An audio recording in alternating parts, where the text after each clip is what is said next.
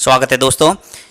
यदि आपने कोई प्रॉपर्टी खरीदी है या फिर बेची है और उसकी रजिस्ट्री हो गई है तो भी आप रजिस्ट्री को रद्द करवा सकते हैं और किस किस कारण से रजिस्ट्री रद्द हो सकती है, सारी जानकारी इस वीडियो के अंदर हम लेंगे। तो चलिए शुरू करते हैं। यदि आपने इन बातों को ध्यान नहीं दिया तो रद्द हो सकती है ज़मीन की रजिस्ट्री या किसी भी प्रॉपर्टी की रजिस्ट्री रद्द हो सकती है। अक्सर देखा गया कि एक बार प्रॉपर्टी की रजिस्ट्री होने के बाद लोग निश्चिंतित हो जाते हैं और वे मान लेते हैं कि अब किसी भी प्रकार की कोई दिक्कत नहीं होगी और उनको लगता है कि अब वो उस संपत्ति के मालिक बन गए हैं, जबकि ऐसा बिल्कुल भी नहीं है।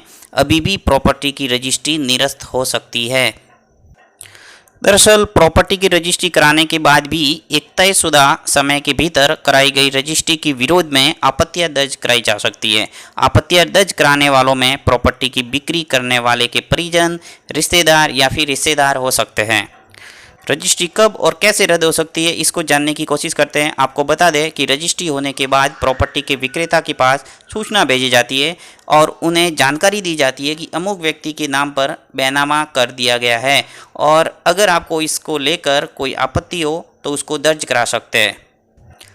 आपत्ति दर्ज कराने के लिए विभिन्न राज्यों में अलग अलग अवधि निर्धारित किया गया है। देश की सबसे बड़ी आबादी वाले राज्य उत्तर प्रदेश में आपत्ति दर्ज कराने के लिए 90 दिन की अवधि निर्धारित है और इस अवधि में तहसीलदार कार्यालय में कभी भी आपत्ति दर्ज करा सकता है। यदि किसी भी प्रकार की रजिस्ट्री को लेकर आपके ऑब्जेक्शन है तो आप 90 दिन के अंदर अंदर उत्तर प्रदेश में तहसीलदार कार्यालय में जाकर अपनी आपत्ति दर्ज करा सकते हैं।